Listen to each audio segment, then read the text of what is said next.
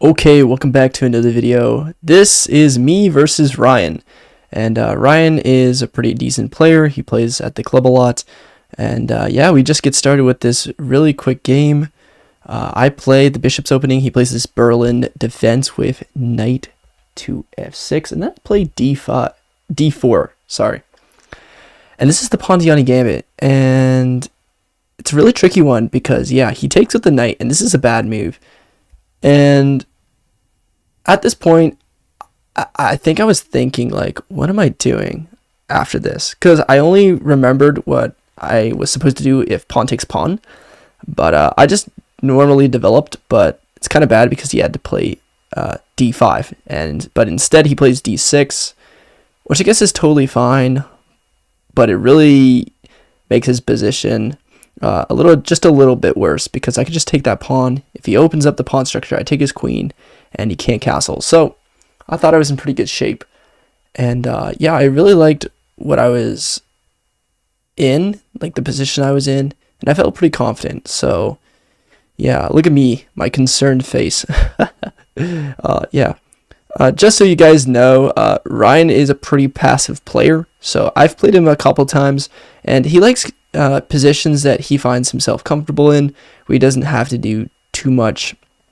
And yeah, I allow him to think for a little bit. Of course, he doesn't want to take the pawn, but maybe he has ideas of maybe going like pawn to d5, but instead he plays knight to c6. As you can see, there's also the other game that just finished.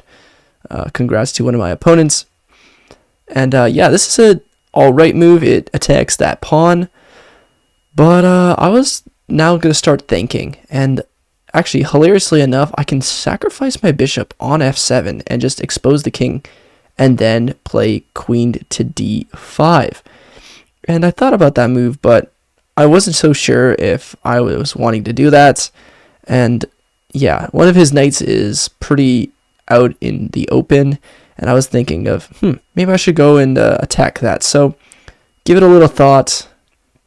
Wasn't fully sure of what to do, but yeah, I played queen to d5, which is not the best move because now Ryan has a really nice move.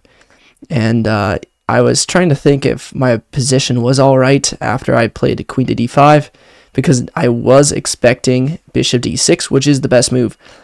And I was going to most likely take the knight since his knight is pretty much undefendable at this point. But after, let's say, bishop to e6 and queen takes knight, he does have pawn to d5. And now the position is a little bit more in his favor, according to Stockfish. And so Ryan does give it a little bit more thought. He does need to defend mate because I am threatening it. And I know in certain lines of the Italian and certain like crazy gambits, you have to use this combo. And yeah, he does play the best move. And so yeah, it took a little bit of thought, but I thought, you know what, knight takes, I'm fine with d5. I guess I can just move my queen out of the way once again, and it would just be a piece for a piece. So I do go back, and yeah. Now I do expect d5, and yeah, this is where I think my opponent takes some thought. He just wants to make sure that his position's all right. But I was a little bit concerned because he actually took more time than I thought. And I was thinking, what is he doing? Like, just play d5, right? So Ryan, being the player that he is, I guess he was starting to think, and maybe he was overthinking. I'm not sure, but he has some moves that he could play, but I think d5 is the only critical move that he can have to remain the position to be even, or just a little bit of an advantage, because he has to attack my bishop. But, you know, a little bit of distractions in the way. You see, I can look behind, seeing what's going on. I know I don't have audio because it is pretty darn quiet, but I do have my little voiceover here for y'all. And yeah, I was like, why is he not taking on d5? And I was like, okay, whatever. But then he takes the pawn. And you can see how shocked I am. I'm like, excuse me, what the actual frick? Like, why didn't he not just, play d5 and fork my bishop and queen? But I guess he thought he was losing, and I was just like, okay, well, this is an easy choice for me. And I'm looking at the position, and yeah, I take his bishop, and now he has to have doubled pawns, and I think I'm up a piece and a pawn, if I'm not mistaken. Yeah, I think so. So he doubles up his pawns. I take a little bit more time to think. I was thinking, oh, maybe I should just develop normally, but I was like, wait, I could just simplify, make sure his center pawns are just out of the way, and just make my queen have a nice attack. I mean, yeah, just knight takes the pawn. Now I'm expecting knight takes back and then queen takes, and just really get in his face, and then develop the rest of my pieces like normally. Also, I do expect maybe he plays like queen e7 and maybe trade off the queens, but it would just be a nice endgame, easy for me. And yeah, it takes a little bit of time, and I was like, okay, he's probably just gonna defend the pawn, or he's gonna, maybe develop the bishop and try and castle. But he plays rook c8. And I'm like, excuse me, what are you doing? Like, what does rook c8? Maybe he thought that c7 was hanging, but I just take his pawn. And now he's got a block. So thankfully he doesn't block with the queen, he blocks with the bishop. And now I'm like, okay, well, there's no serious attacking moves. I don't have mate. I just have my queen out in the middle of the board. So I just castle. And I'm in a totally perfect position. And yeah, I know that I'm winning at this point, and that he's in a lot of trouble. Yeah, you can see that he's shaking his head just a tad bit, and just a little frustrated with his own position. But I think it was he just miscalculated the opening, and just had a little bit of trouble trying to figure out how he can just attack the rest of my pieces. But yeah, Ryan just gives a little bit more thinking time, and he plays queen to d4. And I'm like, oh my goodness, that makes no sense. Like, you just lost your rook, and you can see I'm a pretty emotional player, as my facial expressions are saying it all. Free rook for the taking. And now I'm just going to keep harassing his king. I see what pieces I can use to my availability. And I'm saying, okay, maybe I can give queen check. But I just give a simple rook check. And yeah, it's going to be soon but over. And now I'm going to start trying to go for mate with my pieces. So time to get that queen out of the way, if you know what I mean.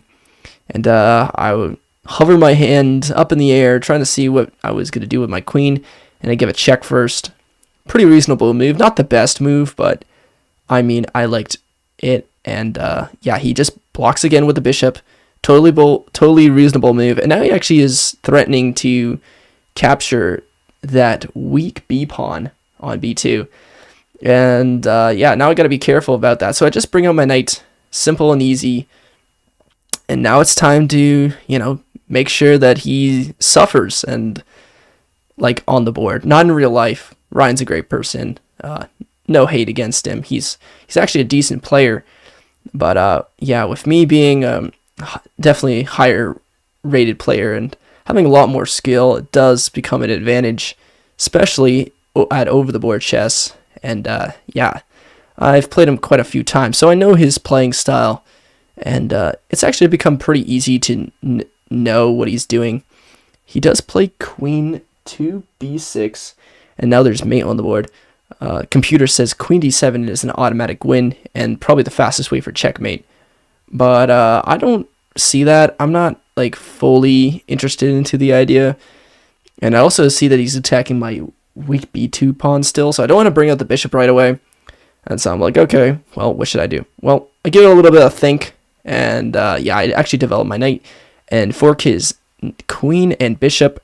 But it's not really a fork, because he has actually a super nice counter move that if I wasn't careful, I probably could have blundered it.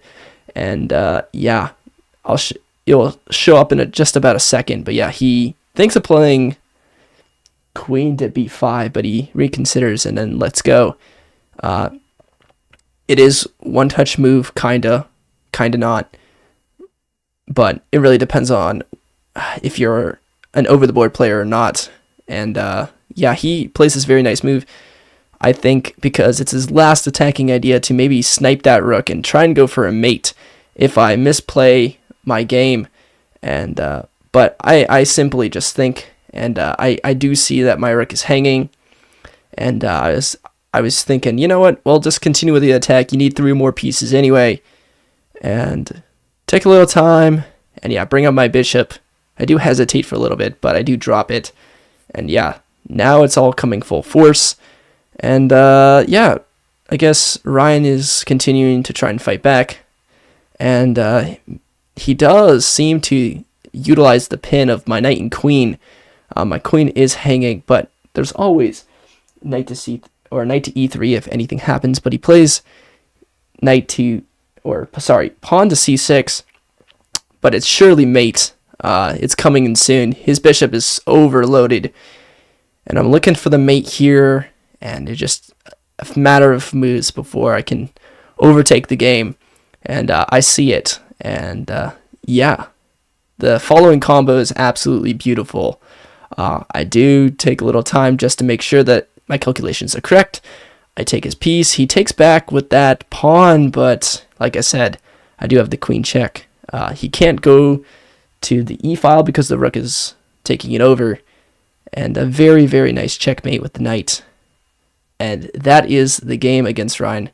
A very easy win, but just to show that club players are decent, but I've gotten quite a lot better than when I was younger. So thank you for watching. Like and subscribe.